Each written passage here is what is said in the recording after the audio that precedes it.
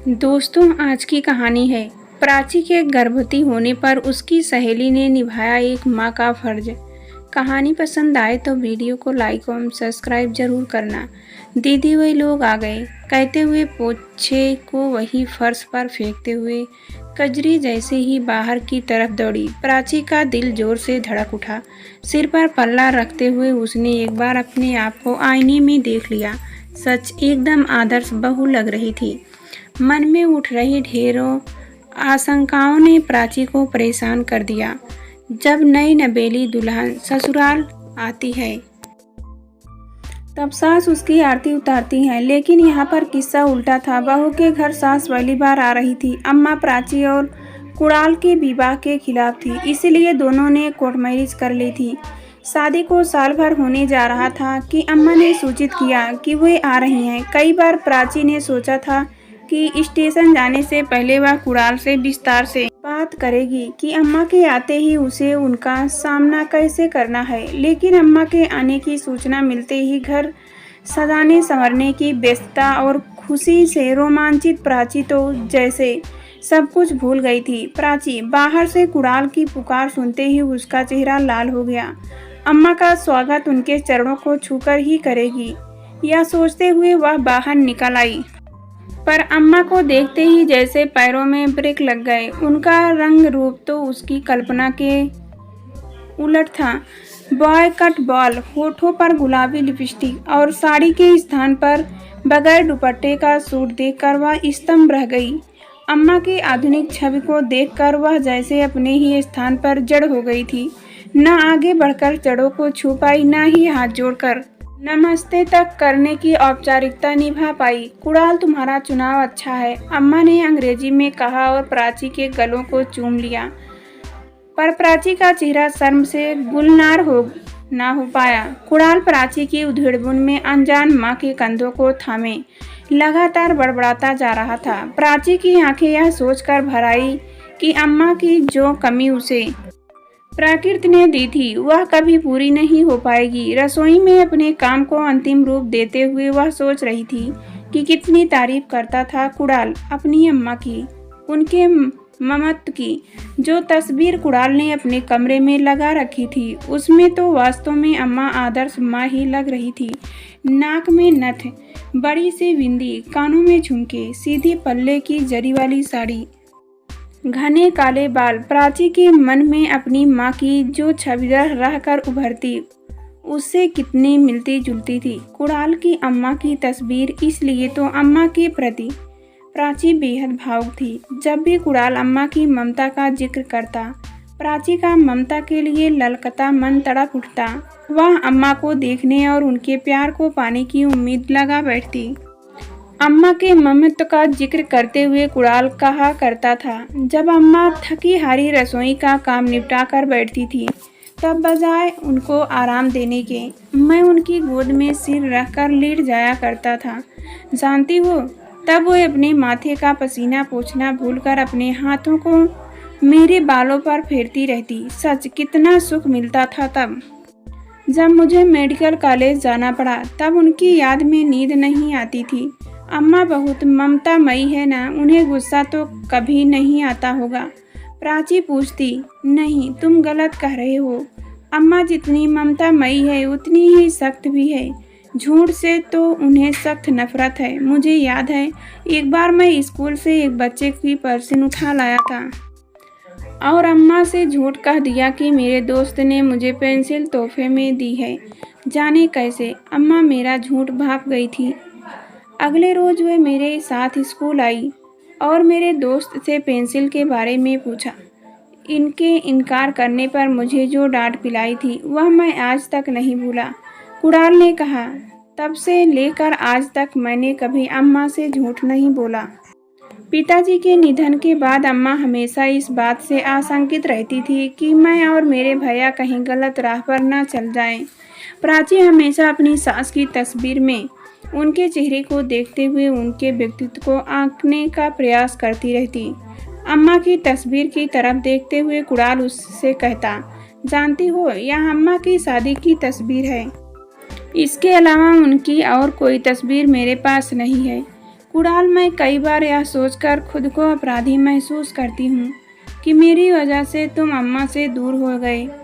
न तुम मुझसे विवाह करते, न अम्मा से जुदा होना पड़ता। प्राची, क्या पागलों जैसी बात कर रही हो? अम्मा को मैं अच्छी तरह से जानता हूँ। वे हमसे ज़्यादा दिनों तक अलग नहीं रह सकती। वे हमें जल्दी से अपने पास बुलाएंगी। काश वह दिन जल्दी आता। प्राची धीमे स्वर में कहती, मैंने अपनी माँ को नहीं देखा है। मैं 6 माह की थी जब उनकी मृत्यु हो गई। पिताजी ने मेरी देखरेख में कोई कमी नहीं की थी, लेकिन माँ की ममता के लिए हमेशा मेरा मन न लगता रहता है।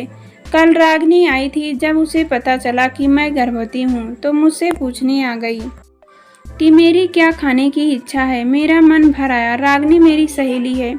उसके पूछने में एक दर्द था। मेरी माँ नहीं है ना, इसलिए शायद वह अपने स्नेह से उस कमी को थोड़ा कम करने का प्रयास कर रही थी। आंखों को पोंछते हुए प्राची बोली। कुणाल ने उसे सीने से लगाते हुए कहा, यह कभी मत कहना कि तुम्हारी माँ नहीं। अम्मा तुम्हारी भी तो माँ है। जरूरी है, इसलिए तो उनसे मिलने को लालचाती रहती हूँ, पर न जाने उनसे कब मिलना हो पाएगा। और फिर यह भी तो नहीं पता कि मुझे माफ़ करना उनके लिए संभव होगा या नहीं। सब कुछ ठीक हो जाएगा। कहते हुए कुणाल ने प्राची के माथे पर हाथ फेरते हुए उसे यकीन दिलाने की कोशिश की। प्राची की अम्मा के प्रति छटपटाहट और उनके स्नेह को पाने की ललक देखकर कुणाल का मन पीड़ित हुआ करता था। अम्मा चाहे कुणाल को पत्र लिखे या ना लिखे, लेकिन कुणाल हर हफ्ते उन पत्र जरूर पत्र पर प्राची कई बार कुणाल से जिद करती कि वह अम्मा से टेलीफोन कर बात करे, ताकि प्राची भी कम से कम उनकी आवाज़ तो सुन सके। लेकिन जब भी कुणाल फ़ोन करता, अम्मा रिसीवर रख देती।